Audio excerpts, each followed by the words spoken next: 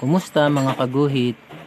Ganto ko gumawa ng commission na pastel portrait. Ang una kong ginagawa dyan is isang kulay lang muna. Yung dark brown lang muna. Bali, tinatapos ko muna yung... Kailangan mabuo ko muna yung muka na isa lang ang gamit kong kulay. Dark brown. Yan. Hanggat sa mabuo siya, ganyan lang.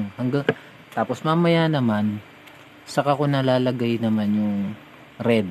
Pero sa ngayon, isang kulay lang muna. Yan, kailangan natin bantayan yung mga distansya kasi mahirap na magkamali.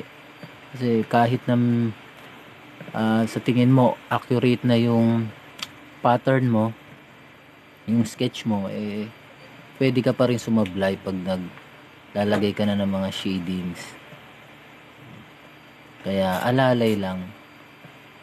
Kailangan mong sundin pa rin yung mga pattern mo. Yan. Yan. Pag buo na siya, then saka pa lang ako magpo-proceed sa red. Next naman natin is red. Tapos yung hair. Yan. Dark brown lang. Yan lang. Halos soft brush lang yung gamit ko para hindi natin magasgasan yung paper.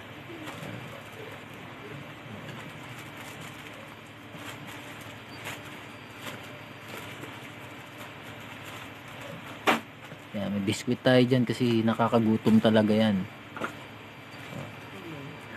Yung pagdodrawing.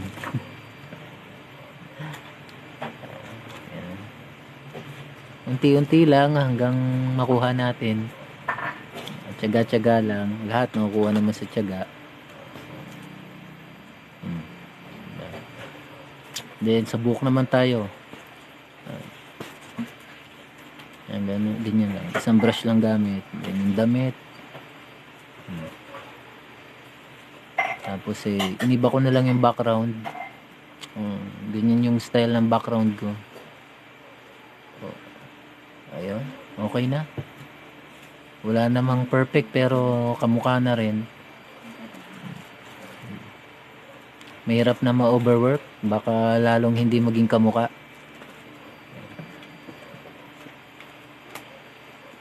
At syempre, wag natin kalimutan yung pamatay natin pirma.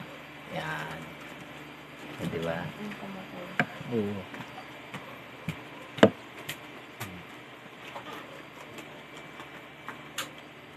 Salamat. Paki-like na rin and share para may free portrait ka sa akin.